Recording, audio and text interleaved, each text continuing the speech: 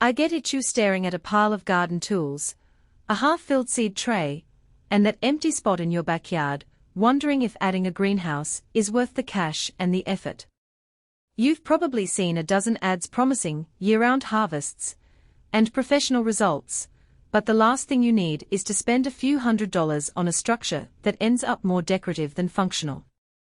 Link is in the description if you want to check the product details on Amazon, and I'm here to break down whether the backyard discovery Willow actually lives up to the hype for someone in your shoes. First off, let's talk about what a walk-in greenhouse really needs to deliver. The biggest deal-breaker for most gardeners is climate control. Can it keep frost out in December and still stay cool enough for seedlings in July? The second is durability. Nothing kills a garden faster than a leaky frame that lets rain pour in during a storm. And finally, there's the question of convenience. Will you spend more time fiddling with vents and fans than actually planting? The Willow claims all-weather durability, optimal insulation, and a suite of built-in conveniences like a powered exhaust fan, hose hookups, and a PowerPort for your grow lights. Those aren't just buzzwords.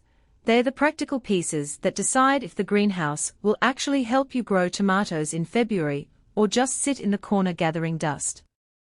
The frame is 100% cedar, which is a big plus if you care about aesthetics and longevity.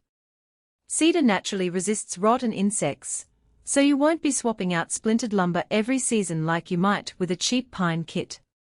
In real-world use, that means you can leave the structure up year after year without worrying that a damp summer will turn the walls into mush. The polycarbonate panels are double wall, giving you a better value than single-layer glass or thin plastic sheeting. In practice, I've seen gardeners keep the interior temperature 10-12 F above outside on a chilly night without cranking the heater. That insulation boost translates directly into less energy use if you decide to plug in a small heater for winter veg. Ventilation is where many kits fall short, but the Willow comes with an integrated exhaust fan and 2 adjustable windows. The fan is wired into the PowerPort, so you can hook it up to a timer or a simple thermostat and let it pull hot air out automatically. On a sunny summer day, those windows can be opened to create a cross draft, dropping the temperature enough to prevent heat stress on seedlings. In my own test, a batch of basil seedlings stayed vigorous even when outside temps hit the mid-80s, simply because the fan cycled the air every few minutes. That kind of hands-off climate control is a real time saver if you're juggling a full-time job and a garden. Now, let's talk space. The 9 by 6 foot footprint gives you roughly 54 square feet of interior, which is generous enough to accommodate a couple of rows of tomato cages, a bench for seed trays, and still have room to walk around. The kit includes staging shelves that snap into place without tools, so you can set up a tiered growing area for seedlings or microgreens right out of the box. For someone who wants to start a small market garden, or simply wants a dedicated spot for heirloom vegetables, that interior size feels purposeful. On the flip side, if you're a balcony gardener, or you only have a tiny patch of lawn, you'll probably end up with a greenhouse that dominates the space without adding proportional value. Assembly is the part that scares a lot of first-time buyers.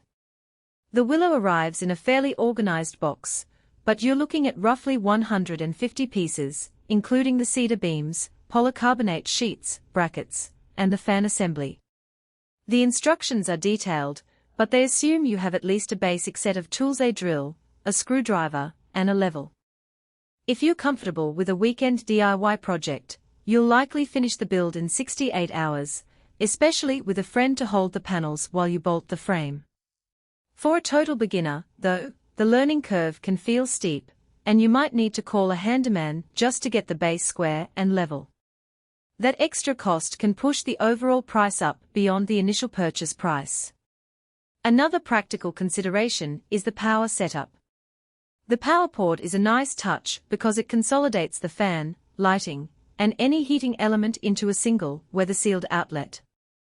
However, the outlet is placed on the side of the greenhouse, so you'll need a short outdoor-rated extension cord if your existing garden outlet isn't right next to the structure. The fan itself runs quietly about 45 dB, so it won't be a nightly disturbance, but it does draw about 30 W, so if you plan to run it continuously, factor that into your electricity budget. What about the downsides? The polycarbonate panels, while better insulated than thin film, can yellow over a few years if exposed to intense UV without an added protective coating. That doesn't ruin the greenhouse, but it does affect the aesthetic and can slightly reduce light transmission. The cedar, despite